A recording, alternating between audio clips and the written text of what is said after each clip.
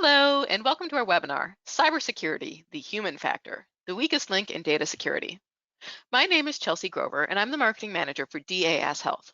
Before we get started on today's webinar, I want to take a moment to explain the process for the presentation. First, I'd like to mention that this webinar will be recorded, and that we'll send out a copy of the slides along with the recording within the next week. Next, I see a number of new folks have joined us today, so this seems like a great time to do a quick reminder of who DAS Health is. We are a leading provider of health IT and management solutions and a trusted consultant to many physicians groups, hospitals, and healthcare systems across North America. We offer a full range of business and technology solutions to help you in your practice, including consulting services, RCM, remote patient monitoring, MSP managed IT services, hosting, and obviously security, just to name a few. If you'd like more detailed info on any of that, just drop us a note in the questions area and we'd be happy to fill you in. Okay, so back to today's webinar on cybersecurity, the human factor. At the end of the presentation, we'll open the floor up to questions from you. We'll answer all the questions at the end, but you can type them in the questions area of the webinar control panel whenever they occur to you. And finally, for audio clarity purposes, everyone's phone will remain muted throughout the entire webinar. If you experience audio issues, please use the chat box to let us know so we can resolve them. And again, questions may be asked in the questions box. So, without further delay, I'd like to introduce our presenters for today. Mike Spur and Heather Benefiel. Mike is the Vice President of Cybersecurity and Heather is Product Manager at DAS Health, which means that they are both cybersecurity experts and eager to share their knowledge with you today. So with that, Heather, let's get into it. Thanks, Chelsea, and welcome everyone. It's a pleasure to be with you here today, and I look forward to a great discussion. As Chelsea reviewed, we will be discussing cybersecurity, the human factor, and how it is the weakest link in data security. For our agenda, we will review the role humans play in cybersecurity, how humans are being targeted and specific threats to consider, addressing the human factor in cybersecurity, and we will discuss a few cybersecurity myths and some cybersecurity events in the news lately. For now, I'll hand it over to you, Mike. Thanks, Heather. So just to set the table here a little bit more, so the human factor in cybersecurity is very important. 90+% of the time we see cybersecurity breaches out there, there is a human factor involved. We have many layers of security in place, but then we introduce the human factor. In this cartoon, it's Dave here. You have all these layers of security, and then Dave comes in, gives his password away, and then you have a breach. So we're covering items that are related to ways to mitigate the human factor in cybersecurity, and we thought it would be very helpful to discuss.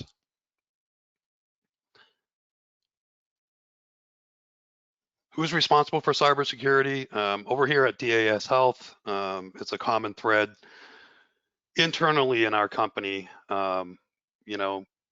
Everybody's responsible for cybersecurity. Many users and staff members believe that it might be the responsibility of the IT team or the cybersecurity team. And, we do have heavy responsibilities around cybersecurity and IT and on security teams, but every person is critical to cybersecurity. Having a user base that's aware of the threats that are out there, they have the tools available to identify them and prevent them, makes your organization much more resistant to these sorts of attacks. Thanks, Mike. Let's discuss the role humans play in security. Employees understand the business. They know the objective and how things operate. They can usually detect if something is unsafe, irresponsible, or suspicious. Employees know what information should be kept confidential and when to escalate issues. Employees that are unaware are more likely to fall victim to a cybersecurity threat. Employees need to understand that real threats exist, and employees can make the organization safer by critically thinking and problem solving. Being aware of company policy and procedures and following those guidelines will enable employees to make the organization safer. Employees who speak up are among the most effective defenses against attackers. The longer it takes for a cybersecurity event to be identified, the more damage that can be done. When a cybersecurity issue occurs, investigate and follow up.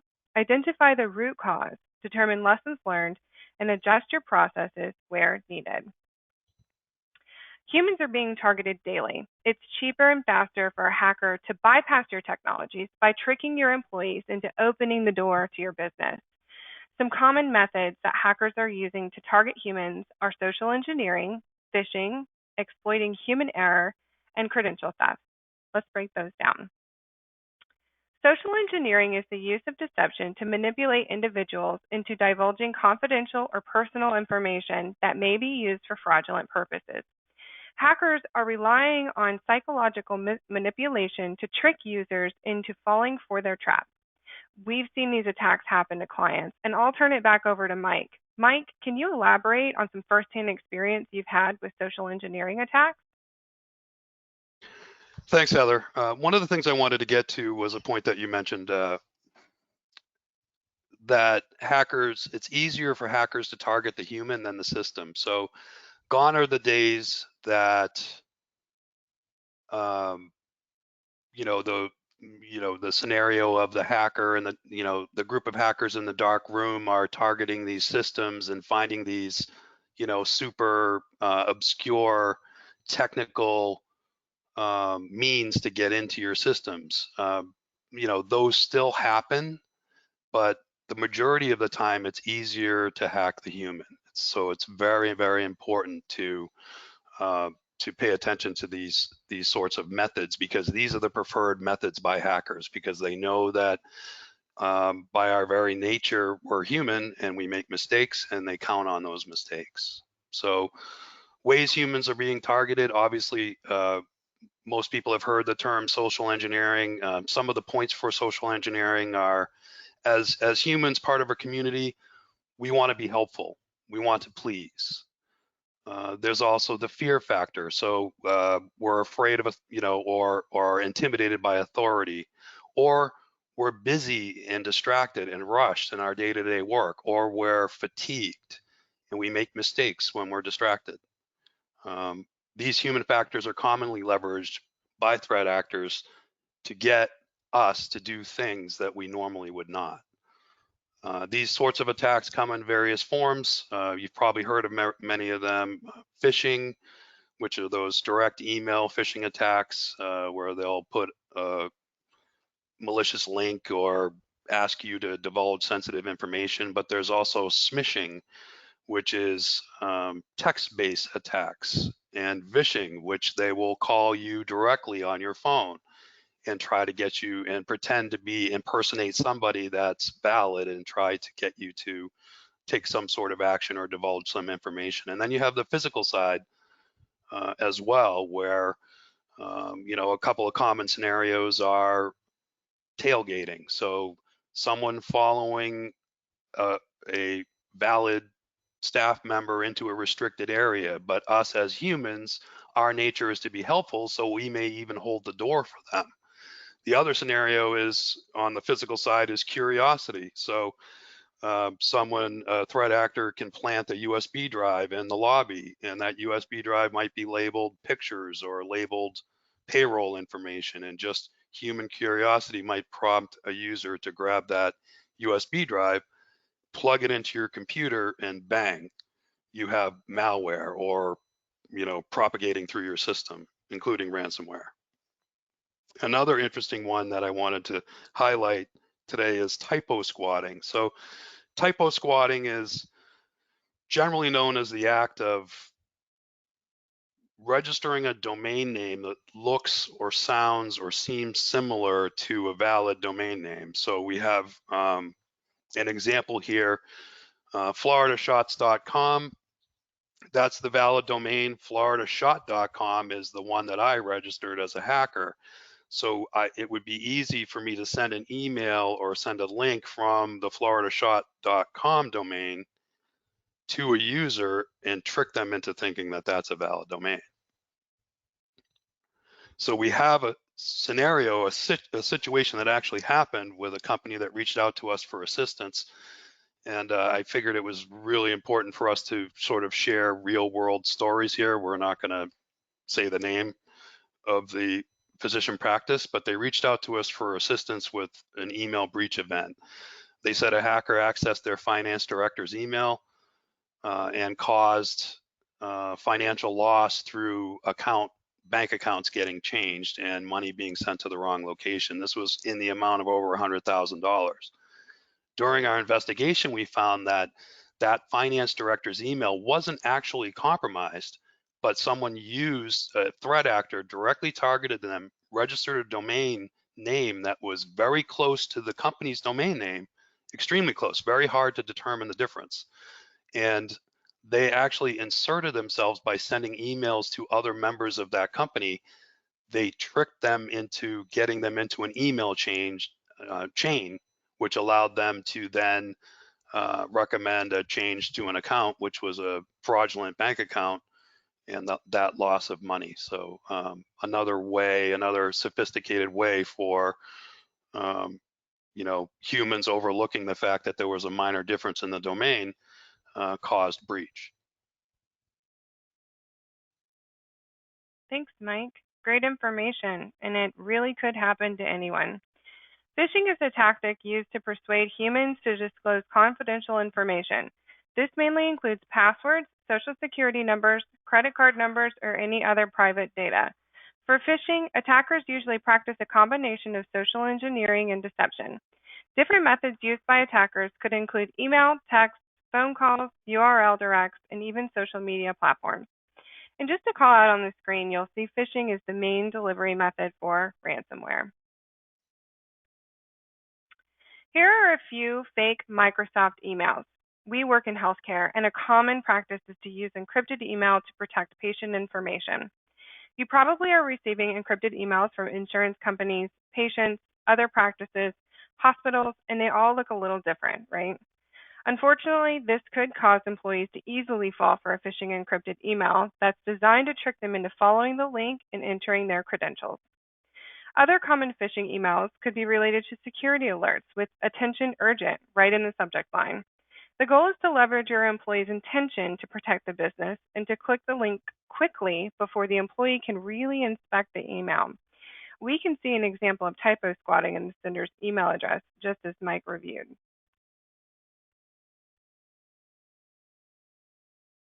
A good way to identify how prepared your employees are against a security threat is to conduct a phishing simulation. Here are some results from actual campaigns we've run. For this example, phishing campaigns were started in January, and the first test was using a OneDrive simulation. The results of that campaign were a 14.4% fail rate. That equaled 27 clicked links, 27 opportunities to open a door for a hacker. The results were reviewed by the managers, and security awareness employee training started. By the next month, the fail rate was down to 6.9%. 6 months later, that same fail rate, 0%. Ongoing security awareness training keeps your employees alert, engaged, and ready to protect your business.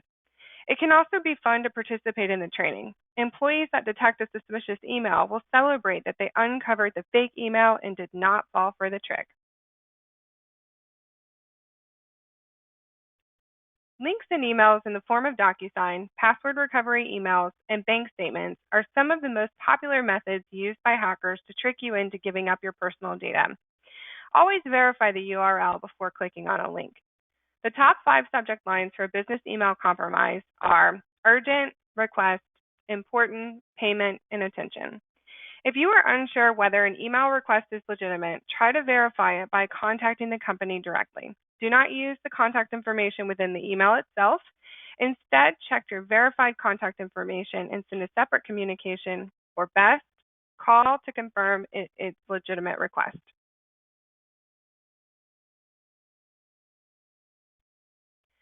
One method that can make it easier for users to remember how to spot malicious phishing messages is called SLAM.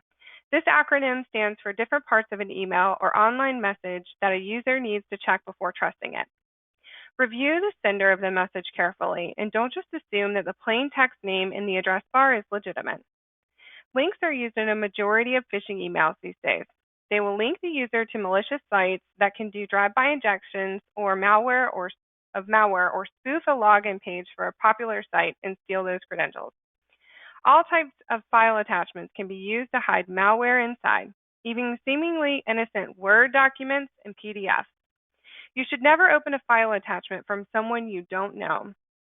And even if the sender appears to be someone you recognize, ask if this email and attachment were expected or not. If not, then check with the person first to see if they actually sent it. Today's phishing has become quite sophisticated. It's not as easy to spot a fake, but some will have a slight mistakes when it comes to spelling or grammar. Look through the message thoroughly, and if anything seems off, treat it as if it could be a phishing email, and don't click any links or open any attachments the message may have. SLAM is a comprehensive way to keep your team well trained on phishing detection. A staff that can identify phishing emails can significantly reduce your risk of falling victim to a cloud account takeover, ransomware infection, data breach, and other costly online attacks.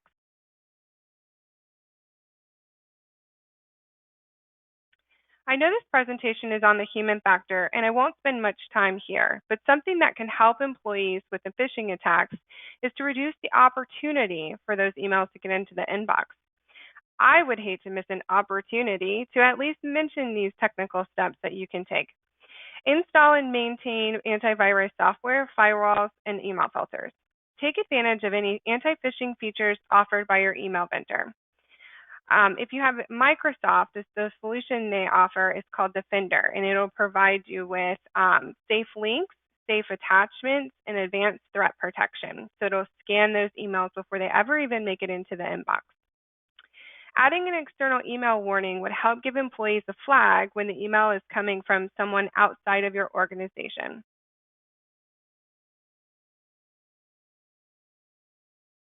Now let's move into discussing two types of human error and a few factors that cause human error.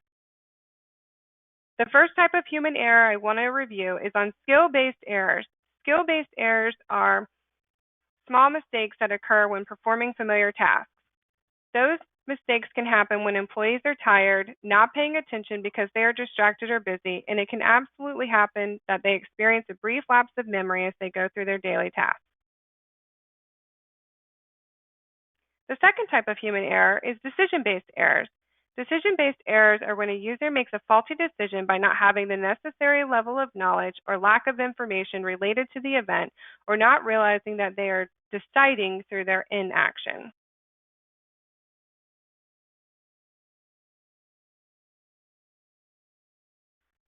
Now let's review a few factors that cause human error and start with opportunity. The more opportunities there are for something to go wrong, the higher the chance that mistake will be made at some point. As I mentioned before, reducing the opportunity for something to go wrong can really help tackle this factor. The next factor that causes human error is environment. I think this is a good place to turn it back over to you, Mike. What can you share with us regarding fostering a security culture within an organization? Thanks, Heather. I do want to jump back on decision-based errors. So I'd like to throw in an example that we see all the time related to user decision-based error related to the human factor. And that is what we call in cybersecurity circles, the classic tech support scam. So we see this happens very frequently where a user is tricked into thinking that they're dealing with tech support when they're not. So there's multiple vectors for this to come in. One, they could click on a link that creates basically a harmless pop-up, but the pop-up says that they have a virus and says that they need to call this 800 number to get it cleaned, and they'll call that number. Or they'll actually receive a direct phone call. We've seen examples of this happen.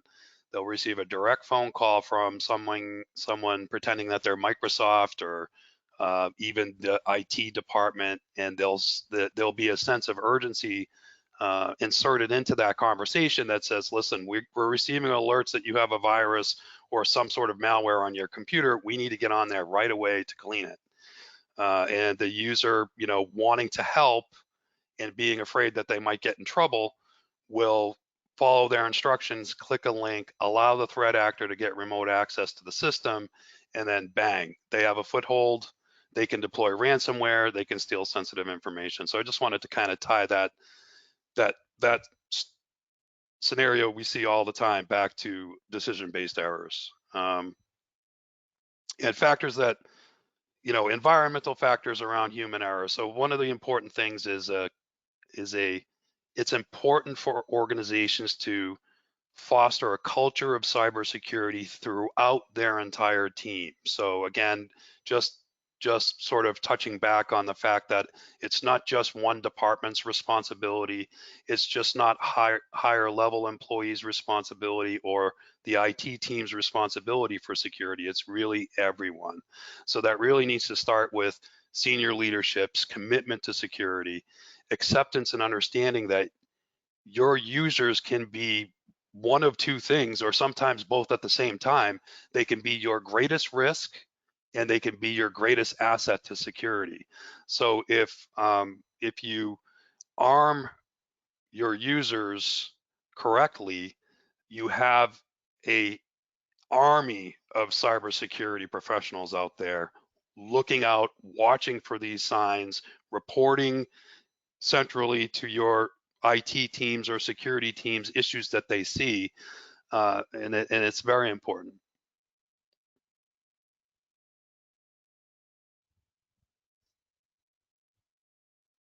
So all users need to be given the tools to train and reduce the human factor risk. So maintaining cybersecurity awareness is important.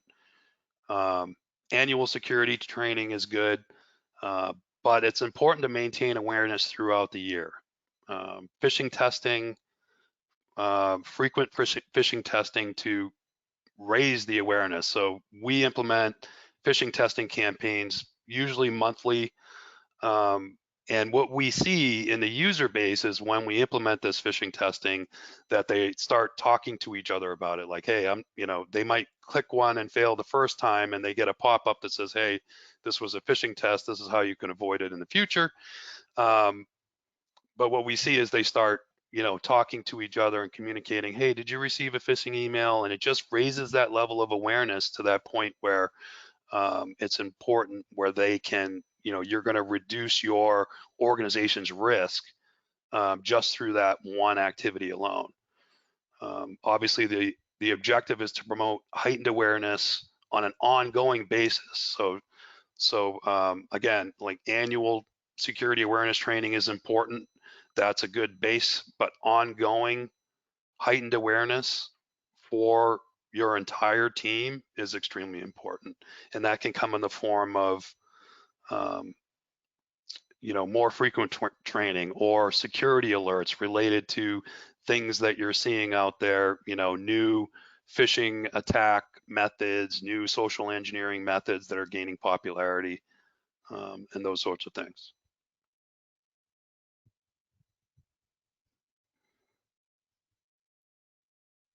So these are some examples of common configuration errors that we see out there in the field. So I won't go through all of them, but one of the biggest ones that we see that causes breach is default configuration. So when, to give an example, a firewall is deployed, if it's deployed improperly, many of those sorts of network devices, even printers, they have default usernames and passwords on them, and those are publicly known. And that's important to make sure that those defaults are changed. And also insecure admin consoles. So what this is it's a good way to prevent access to admin consoles for things like firewalls, and not expose those to the public internet. And human error can cause those to be exposed, and you need ways to prevent that. Another really common one we see is through human error, inadvertent opening of a port to the public internet that then gives threat actors access to attack your network. Unpatched systems happens as well through human error, not following procedures, patch procedures, things like that. These are all very important items to pay attention to reduce configuration errors.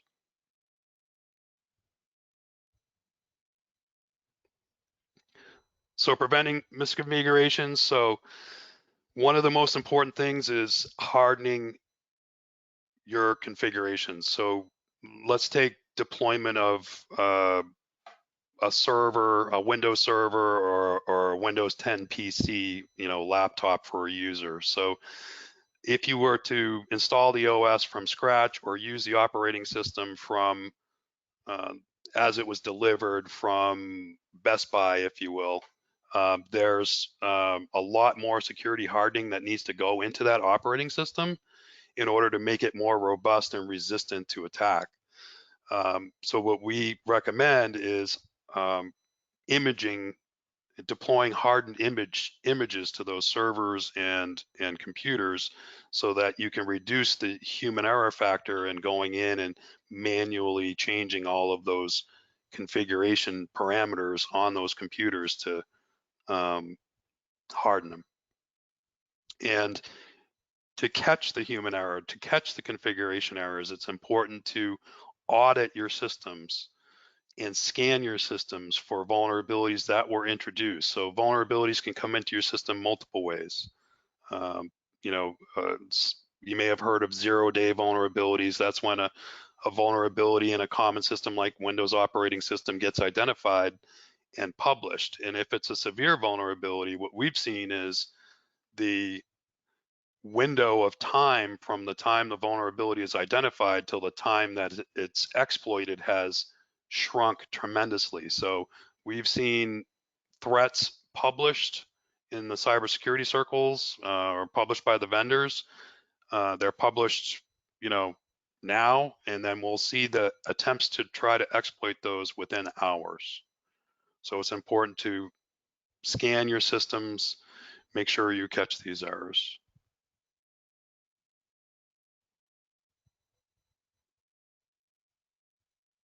Thanks for your guidance, Mike. Credential theft leads to unauthorized access to secure data in IT systems. Hackers use various ways to steal credentials such as poor password hygiene, MFA fatigue, physical security, and unauthorized access. Let's review these. Password security is something so simple that can really be a helpful safeguard. This password complexity chart was very interesting to me the first time I saw it, and I wanted to share it with you. I knew that having a longer and more complex password is becoming a thing with most websites. In the past, we started with 6 characters, and then it turned into 8. Now we have to have 12 characters and add in the number and special character too. In this chart, we can see why creating such a complex password is beneficial. Layer MFA on having a complex password, and you should feel pretty good about your password security. Mike, I'll hand it back to you for the next few slides.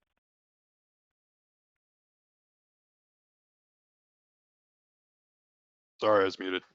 So one important thing that I wanted to touch base on,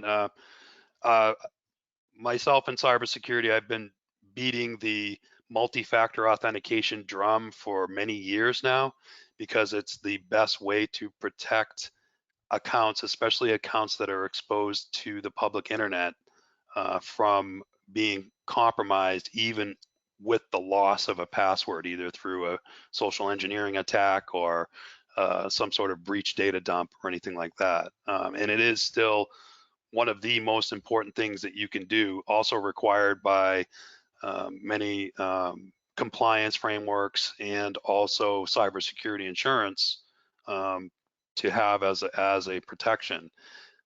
What we're seeing now is the hacker community or threat actor community out there is understanding that there is a broad adoption of multi-factor authentication, so they've changed their vector of attack to understand that most of these accounts are protected with multi-factor authentication and come up with unique ways to try to overcome those controls.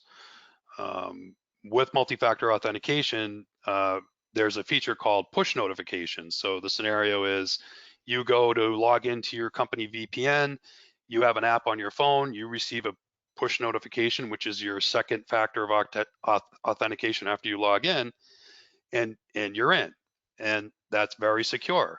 However, the threat actors are targeting the human again. So what they're doing is they are getting access to that password either through a standard social engineering attack or data dump or something like that. And then they go to log in and they send you that push notification. And what we see is they'll spam that. So they'll log in over and over and over again, and the user will receive these push notifications to their app and either accidentally authorize the access or think for some reason it's some sort of legitimate activity and click yes, and then the hacker has full access. So we just wanted to sort of highlight this and let everybody know that this is something that we're seeing increase in frequency out there. And the best way to, one of the best ways, there's other technical controls that we can assist in implementing in order to help mitigate that, but it's good to have our users aware that this is actually a thing that's happening out there in the real world and to be aware of it. So what they should do is if they receive these push notifications that aren't valid because they aren't trying to log in themselves, that they report that to their IT or security teams.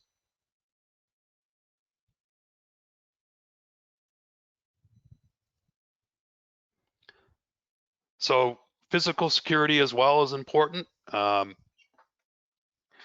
Obviously, we secure our assets, we secure our server rooms, we secure our facilities, but the human factor still, and I did touch on this a little bit earlier, but they do take advantage of the human factor in physical security. A couple of the main things related to that is unauthorized access, following a user in, or we call it tailgating, and taking advantage of the human nature of wanting to be helpful. We see people hold the door for maybe unauthorized users or not be willing to challenge someone, a visitor that may look like a vendor or well dressed or anything like that, and they won't challenge them to identify themselves. So that's one of the major physical security related human factors that we see. And again, the other one is the curiosity with picking up a USB drive that a threat actor may have left there and plugging it in and giving them a foothold on your network.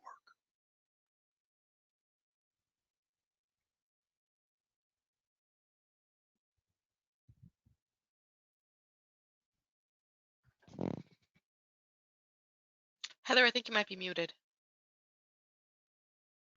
I think this one was still for Mike. Oh, sorry about that. Mike, keep going. Oh, Talk some more. I can talk some more. So yeah, some ways to prevent or counter the human factor and prevent unauthorized access to systems, obviously. Dark web scans. So it's important to be able to detect when your users have fallen for a social engineering attack or their credentials have been compromised in other ways. So there are tools to be able to detect when a user's credentials have been disclosed on the dark web. So that's one very good way to detect that. If you do detect that, make sure that those credentials are changed and strong passwords are put in place there. Obviously, a strong password policy is important. Enable multi-factor authentication. Like I said before, I've been beating the drum for multi-factor authentication for a long time. If you're not doing multi-factor authentication for public access, you're asking for trouble. But even with multi-factor authentication, remember these new methods to try to compromise multi-factor authentication with push fatigue and things like that. Monitoring user activity is important. So one of the things that we do at DAS is we monitor for things called weird user activity, like we call it impossible travel.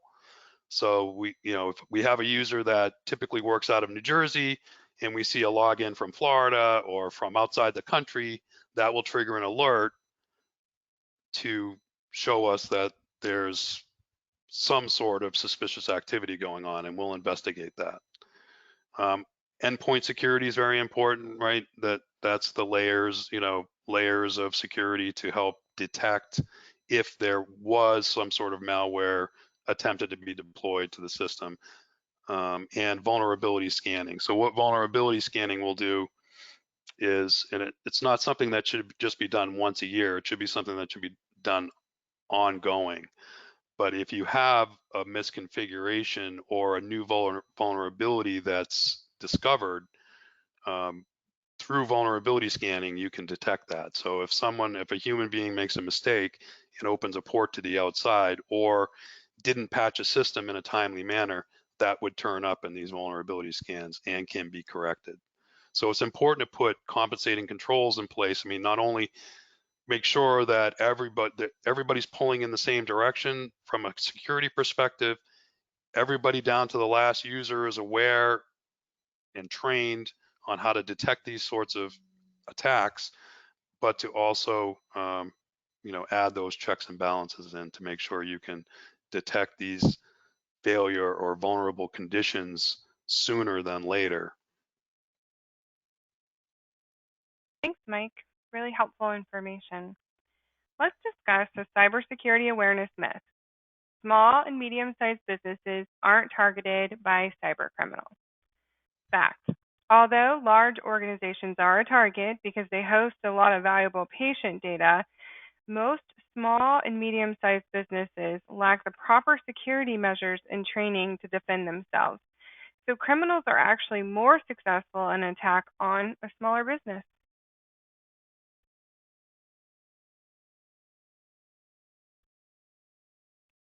Sorry, it wasn't advancing.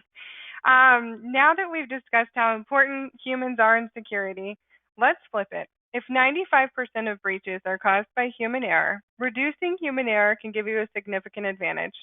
Turning your weaknesses into defenses is a solid strategy to protect yourself. So let's recap some strategies to consider in your security plan.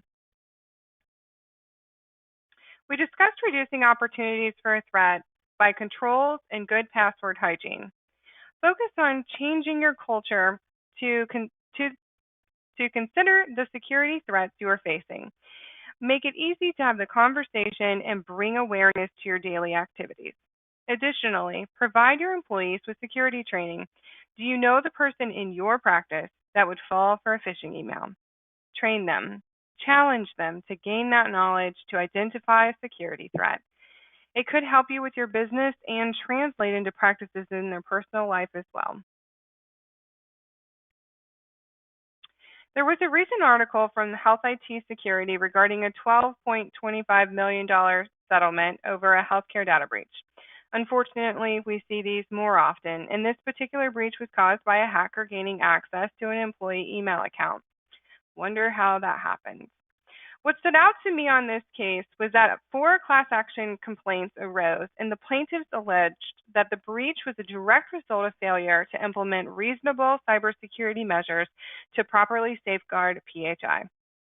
What we are seeing as recommended safeguards from governing entities and the cybersecurity insurance industry related to the human element is providing security awareness training, including phishing simulations. In the healthcare data breach report for August of this year, several statistics were put together, and what I thought was most interesting was out of 49 reported breaches in the month of August, 92% were identified as a hacking, IT incident, or unauthorized access. We obviously want to prevent all threats, but if that's the main route of a breach, then that's clearly where we need to focus. Another cybersecurity myth that I thought was helpful to review and challenge is that antivirus and anti-malware software keep you completely safe. Fact, it is a very common assumption, and I think Mike did a great job at the beginning of our call discussing how having the right technologies in place are important, but equally as important are to train your employees. We can't be taken over by robots today, as they do not have the critical thinking skills and decision-making skills that we have. Thank goodness. As the holiday season is quickly approaching, we wanted to remind you to be on guard. Mike, what holiday scams have you seen and things we need to be mindful of as we go through the next few months?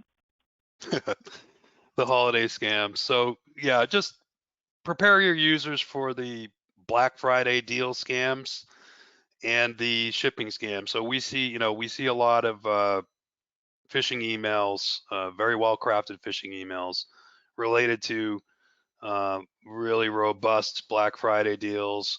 Also around the holidays, people are ordering, from Amazon and having things shipped through UPS and FedEx. So we see an increase in shipping related email scams. So it will either be, and what happens is if you've you're ordering, you're doing your Christmas shopping and ordering stuff online, you'll receive an email from Amazon saying, here's your tracking information, and you may be expecting a package, and you may go in and click on that link, and that may deploy malware. On the other side of that coin too, you may not have ordered anything, and you receive something that says there's something being shipped to your address. You may be curious and click on that link. So those are some of the holiday related phishing type scams that we see over the holidays. Thanks, Mike. Great advice. We do offer security solutions here at DAS, and I'd like to run through them quickly, simply to make you aware of areas that we can help support your security program. Security audits and assessments are recommended to be conducted on an annual basis. At DAS Health, we run automated tools that search for vulnerabilities, conduct a penetration test to see if an outsider can get into your network, and we have created our own expert manual review that looks at over 60 additional function areas within your network. We provide you with a risk-ranked list of vulnerabilities and help you come up with a mitigation plan. Some really good things have come out of conducting these for clients, and if you don't know the last time you had a technical security audit, it's probably time to schedule it. We offer a solution to complete your annual security risk assessment. Our tool also comes with annual HIPAA training for employees, HIPAA policy and procedure templates, places to upload copies of your vendor BAAs, and track security incidents and access. A solution that we really want to highlight today is our security awareness training tool. It provides education to your employees so that when they are presented with a SPO email, they can detect it immediately.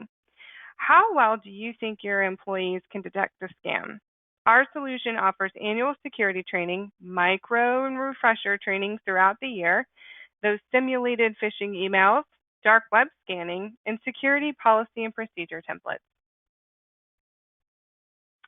MFA for RDP or VPN access is something we also offer here at DAS.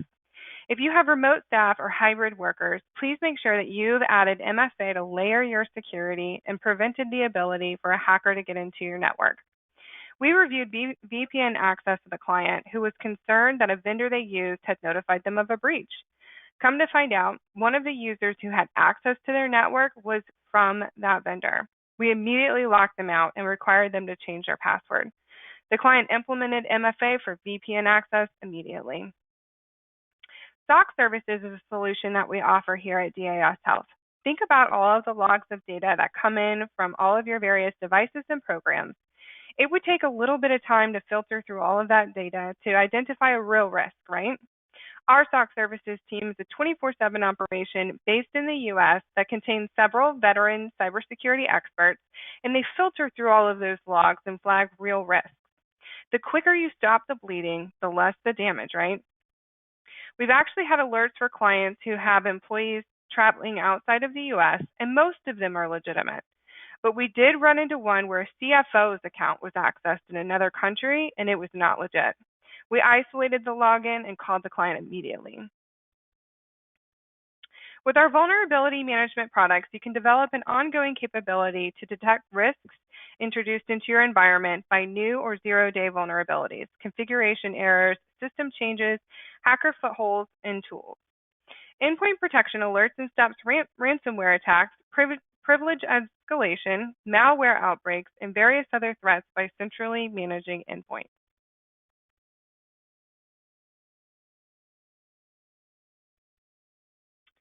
Before we end, I want to tell you about a webinar we have coming up in 2 weeks related to cybersecurity insurance. We've partnered with Inskyber to bring you information on who needs cybersecurity insurance, what cybersecurity insurance covers, what a carrier can do for you during a breach. We'll discuss cybersecurity insurance readiness and changes that are occurring in the cybersecurity insurance industry. So keep an eye out for that registration email coming soon. Thank you for your time today, and I hope that we've provided you with information that you can take back to your teams and continue to strengthen your security defenses. Please let us know if you are interested in having a further conversation about your unique infrastructure and maturing your cybersecurity posture. Feel free to contact your account manager, or my information is on this screen as well, if you'd like to set up a call. I'll leave the screen up while we take any questions. Chelsea, have any questions come in? Oh, of course they have, Heather. What kind of a question is that question? As a reminder, if you do have questions, now is a great time to ask them. We're going to go through them in the order that we received them, but feel free to type them in the webinar control panel, and we should have time to get to them all. So don't hesitate. Okay, so first question. If I have an employee that causes the breach, am I responsible for that, or is the employee? So if an employee causes a breach, I mean, they're a part of the company's responsible. That's it, Mike? Nothing else? That's just, it's that much of a, it's on the company. Yep. Okay, well, there you go. Next question.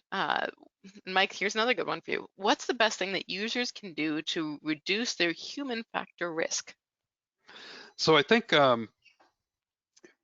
awareness. So a couple of the important things, use your awareness, use your training. Understand that there are threats out there. I say this a lot to our user base and client user bases. We do have good instincts, so trust your gut. If something doesn't feel right, don't push past that. If an email comes in and your gut says there's something weird about this, right?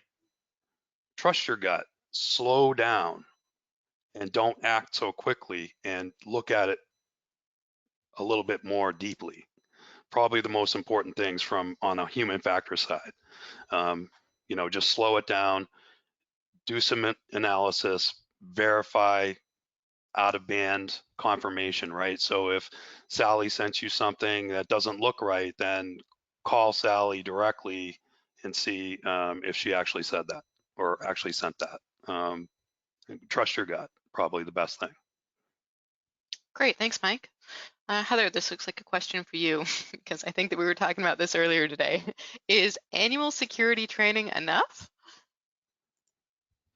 Oh, yeah, I can take this one. So annual security training is really helpful. It's really good to complete a big formal training when you hire your employees and then annually thereafter. But it's really good to have a conversation and offer refresher trainings throughout the year as well.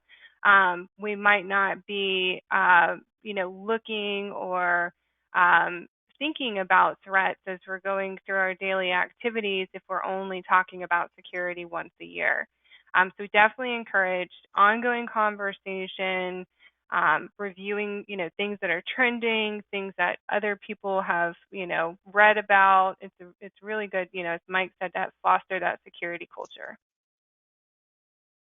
Okay, perfect. And it looks like this may be our last question. So again, if you have questions, don't hesitate to ask because we still got a few minutes left. And Mike, this looks like one that you're going to love because I think that I've complained about this previously before, so I'll let you take it. My team and I share login accounts, and MFA is really a pain in the butt. Is there anything we can do about this? Shared login account on multi-factor authentication? Yep. Well, so let me start by saying I'm glad that it has multi-factor authentication on it. However, shared accounts really isn't the best way to go. So shared accounts cause issues with traceability. So let's say we have an account that's shared between 5 users. Even though it's protected with multi-factor authentication, we've mitigated the risk maybe of outside compromise. However, if one of those users does something, we don't know we know that that shared account did something, but there's really, it's very difficult to have traceability on which user performed that activity. So I would say that I'd recommend against shared accounts wherever possible. How did I know that was what you were going to say? Yeah. Yep. Yep. And when we do security reviews, and when we discover those, obviously those come to light. Okay, well, it looks like that's all the questions we've received today, but if you think of any more, you see Heather's information up on the screen, you can reach out to her directly. Of course, your account manager is always going to be a great resource as well if you have one. If not, you can start with Heather, and she'd be happy to start the conversation with you as well. Likewise, I'll be sending out links to the slides and recording within the next couple of days here. Actually, probably middle of next week. So feel free to reply to that email as well. Basically, any way you can get a hold of us, we're happy to help. That's why we're here. We live and breathe this. Honestly, I mean, Mike, Heather, I love you both. You're both kind of cyber nerds, and I say that in the best light. So they truly do love answering questions, helping you out. Don't hesitate to ask. There are no dumb questions. So don't hold back. And thank you for joining us today, and we hope to see you in our next webinar in 2 weeks here on, what was it on? Cybersecurity insurance, ransomware insurance? Heather, help me out. Cybersecurity insurance. Cybersecurity. Cybersecurity insurance. There we go. So we hope to see you at that one, and look forward to sharing some more cyber information with you then. Have a great day. Thanks, everyone.